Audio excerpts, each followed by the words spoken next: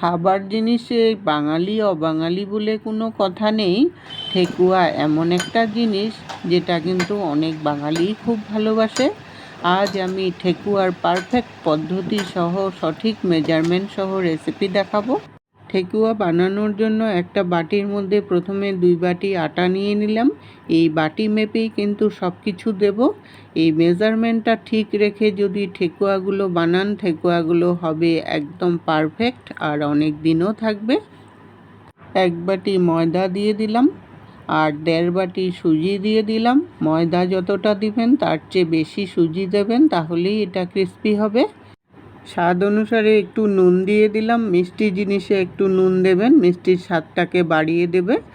আর 1 বাটি চিনি দিয়ে দিলাম। মিষ্টিটা আপনাদের টেস্ট অনুসারে দিবেন। এটা কিন্তু চিনি, দানা চিনি, কোনো গুঁড়ো করা চিনি নয়। আর 1 বাটি ড্রাই নারকেল কোড়া দিয়ে দিলাম। শুকনো নারকেলকে মিক্সিতে গুঁড়ো করে নিয়েছি। এই নারকেল কোড়াটা দেওয়ার জন্যই খেতে কিন্তু খুব ভালো লাগে। 3 চামচ রিফাইন্ড অয়েল দিয়ে দিলাম আর 1.5 চামচ মৌরি ভেজে গুঁড়ো করে নিয়েছি। একটু দানা দানা করে গুঁড়ো করে নেবেন, তাহলে মুখে পড়লে খুব ভালো লাগবে। আর 1/2 চামচ বেকিং সোডা দিয়ে দিলাম, তাহলে খাস্তা হবে।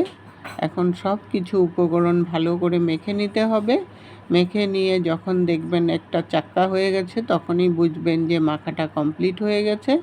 তারপর নর্মাল টেম্পারেচারে জল দিয়ে এটাকে অল্প অল্প করে জল দেব আর মাখতে থাকবো।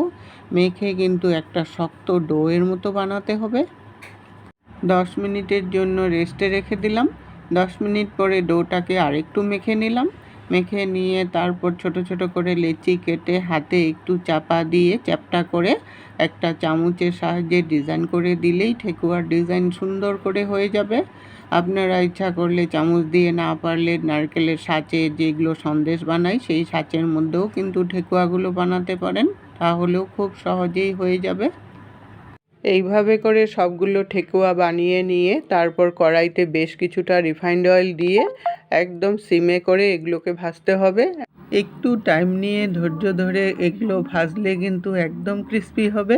উল্টিয়ে পাল্টিয়ে যখন একদম লাল হয়ে গেল, তখনই নামিয়ে নিলেই আমার ঠেকুয়া একদম রেডি হয়ে গেল। এগুলো কিন্তু আপনারা অনেক দিন স্টোর করেও রেখে খেতে পারবেন।